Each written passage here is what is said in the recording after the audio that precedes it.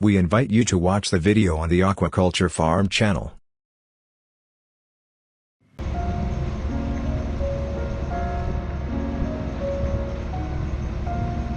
During the winter, dynamic change loomed on the horizon.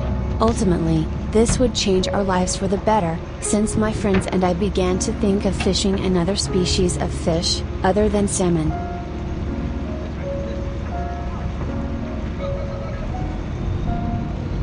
Amid a fierce June storm that whipped up 8-foot waves, Robin Samuelson told his 4 young crew members to let out the gillnets behind his 32-foot boat in the Nushagak district of Bristol Bay.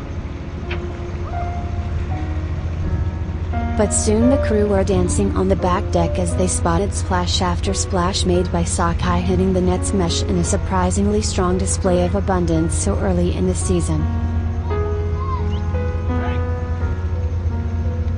In the weeks that followed, storms often returned to make fishing miserable, and at times dangerous. Through it all, the salmon kept surging back from their ocean feeding grounds in what? The massive return once again demonstrated Bristol Bay's stunning sockeye productivity at a time when these fish are struggling in other parts of North America, in part due to climate change, which can increase the temperature of the rivers adults must navigate to their spawning grounds. It can also reduce food for them in the ocean.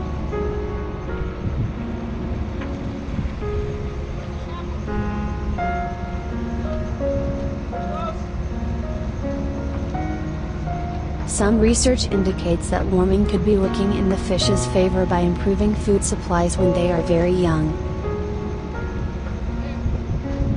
This summer's bountiful harvest, which peaked earlier this month, has generated a surge of deep red sockeye fillets at the seafood counters of the Pacific Northwest and other U.S. and international markets.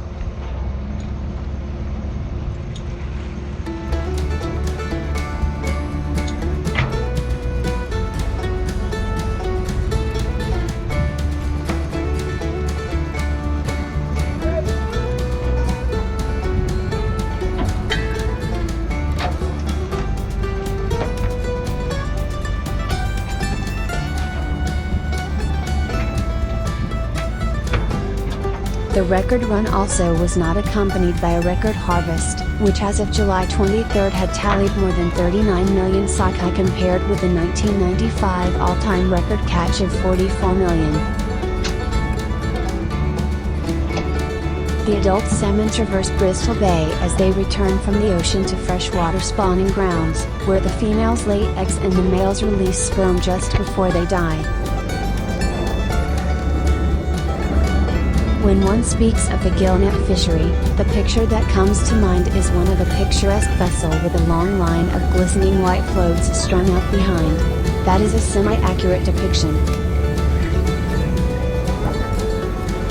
A set net is just like it sounds, a net that is anchored in place. The general description I provide here varies somewhat around the state, and indeed, there is variance within Bristol Bay. Net length within Bristol Bay varies between 25 and 50 fathoms. A fathom equals 6 feet. The net is set near shore on land that is connected to the beach at low tide. The inside end is usually a screw anchor that is cranked. The outside end of is held by either a stationary anchor or a throw anchor capable of holding firm in a strong tide. Bristol Bay has some of the strongest tides in the world.